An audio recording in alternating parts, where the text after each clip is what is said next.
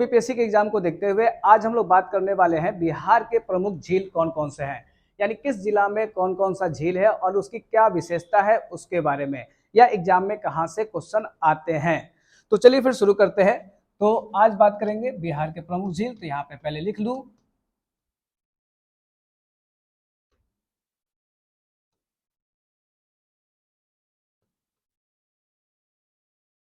जब सबसे पहला क्वेश्चन क्या आता है कि झील है क्या। तो आप देख सकते हैं तालाब, पोखरा, गांव में आप सुनते होंगे, यानी बीच में गड्ढा, पानी है और चारों तरफ स्थल है, उसे क्या कहेंगे, झील। अब यहाँ पे बिहार में झीलों को अलग अलग नामों से जाना जाता है, जैसे कि बिहार में झील को मन भी कहा जाता है, ठीक, मन, या इसे ताल भी कहते हैं, या इसे चौर भी कहते हैं। अब एक चीज और भी है, देखिए बाढ़ बाढ़ जब आता है तो जो निम्न भूमि होती है वहां पे बाढ़ का पानी आ जाता है, ठीक, और फिर जब बाढ़ चला जाता, मतलब पानी जब चला जाता है, बाढ़ का पानी जाता है, तो वहीं पे पानी कुछ रह जाता है, यानी उस गड्ढे में पानी कुछ रह जाता है, तो उस भूमि को ना आर्द्र भूमि कहते हैं। और यही नाम भी है, आपको वही मन, चौर, ताल जो देख रहे हैं ना, ये आर्द्र भूमि ही है। तो यहाँ पे मैं कह दूं कि ये क्या है, आर्द्र भूमि, या इसे वेटलैंड्स भी कहते हैं। या आपने सुना होगा रामसर साइट, वो भी सुना होगा ना, यानी आर्द्र भूमि। तो यही है। तो अब बात करते हैं, सबसे ज्यादा क्वेश्चन क्या आता है ना कि बिहार में किस जिले में कौन सा झील पाया जाता है। तो चलिए पहले एक मानचित्र बनाते हैं, उसके बाद बात करते हैं।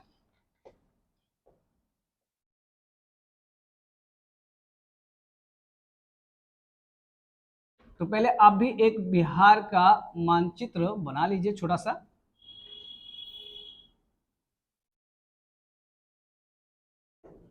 ठीक है, नॉर्मली जैसा ही बनाया आप देख लीजिएगा, और चूंकि बनाने से ना याद रहता है, तो एक काम करते हैं, यहाँ पे जो जिला है जहाँ पे जो पाए जाते हैं वो जिलों को लिख लेते हैं। तो जैसे कि यहाँ पे है कैमूर, यहाँ पे है गया यानी बोध गया लिख लीजिएगा। ये आप जानते होंगे राजगीर, नालंदा जिला में पड़ता है। यहाँ पे बेगूसराय,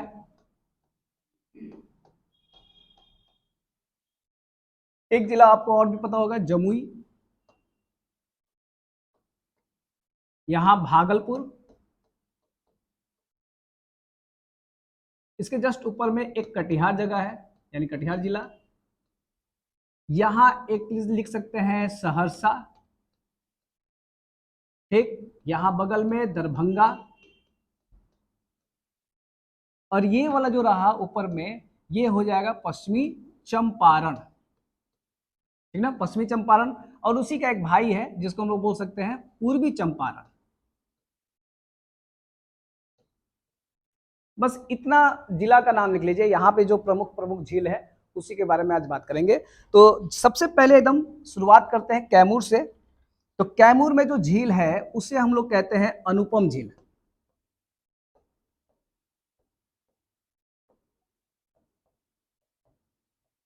ठीक। उसके बाद करते हैं ऊपर में आपका पश्चिमी चंपारण है। तो पश्चिमी चंपारण में जो झील है उसे हम लोग कहते हैं उदयपुर। अच्छा, उदयपुर का ना सरैया मन के नाम से भी जानते हैं, इसे ही कह सकते हैं सरैया मन, ठीक ना, यानी उदयपुर वाला एग्जाम में आ चुका है। उसके बाद अगर हम बात करें पूर्वी चंपारण में, बड़ा एक फेमस अभी चल रहा है क्योंकि वहां पर नौका दौड़ प्रतियोगिता भी हुआ था। तो एक नाम है आपका मोती झील, इसे पूर्वी चंपारण का ना हृदय भी कहा जाता है, ठीक। उसके बाद एक और झील है यहाँ पे कर्रिया, ठीक ना, कर्रिया झील।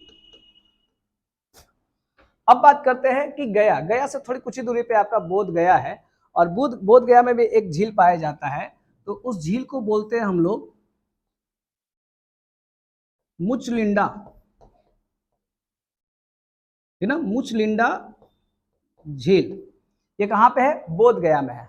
अगर बात करूं मैं यहाँ पर एक और, तो ये राजगीर है, और राजगीर में एक झील है जिसको हम लोग बोलते हैं घोड़ा कटोरा।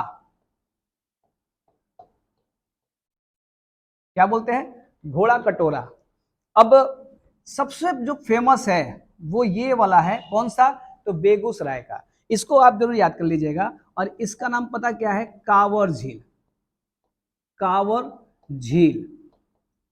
अच्छा, जानते हैं ये एक लेगुन झील है। लेगुन झील किसे कहते हैं, जैसे कि मान लेते हैं नदियां जो है ना मार्ग बदलते रहती है, विसर्प में चलती है, और उसी बीच में एक गाय के पैर के जैसा, यानी गोखुर, यानी गाय के पैर के जैसा एक आकृति का झील बन जाता है, उसे गोखुर झील कहते हैं। तो कांवर झील एक गोखुर झील है, यानी किस नदी पे बना हुआ है, ये भी क्वेश्चन पूछ सकता है, तो जिसे आप याद जरूर रखिएगा। देखिए ये पहले तो लिख देते हैं, ये क्या है, गोखुर झील है, और किससे बना है, तो बूढ़ी गंडक, ये एग्जाम में पूछ सकता है, ठीक ना। एक चीज और भी है, ये रामसर साइट में शामिल है, यानी बिहार का पहला जो रामसर साइट है वो आपका कांवर झील ही है, यानी 39वां जो रामसर साइट है, और बिहार का पहला, यानी भारत का 39वां और बिहार का पहला रामसर साइट है। एक चीज और भी है, यहाँ पे आपने देखा होगा, एग्जाम में आया होगा, बर्ड बैंडिंग स्टेशन की स्थापना कहाँ की गई है, तो कांवर झील के पास में ही की गई है।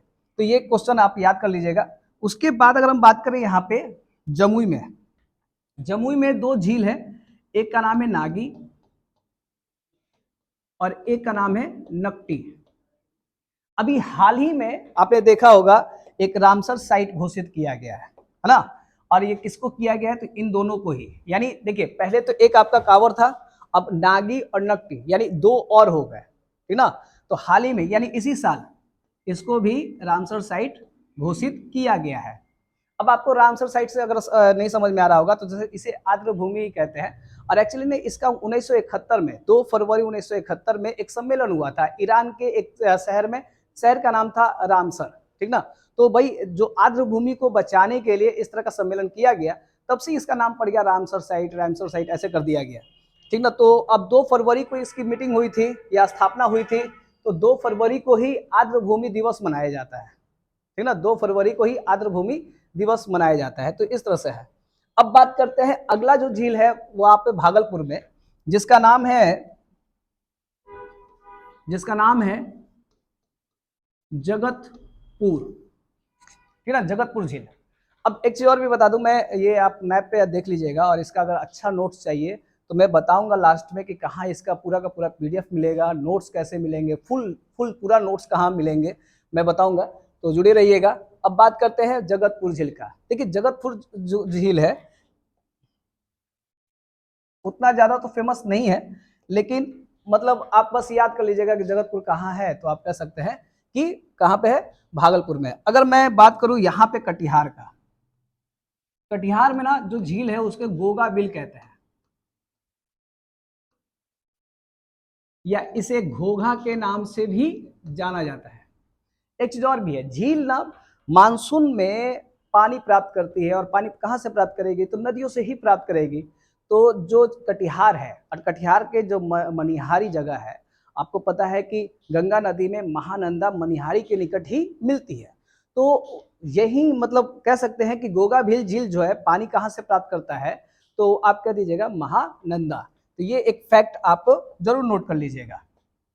तो ये पानी कहाँ से प्राप्त करती है, तो महानंदा नदी से।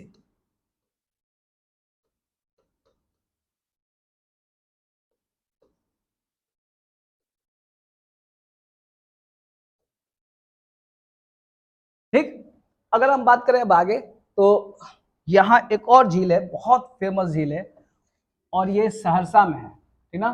तो सहरसा वाले बात करें तो बस सिंपल में है, लेकिन छोटा नाम नहीं है, थोड़ा बड़ा नाम है, लिख सकते हैं सिमरी बख्तियारपुर।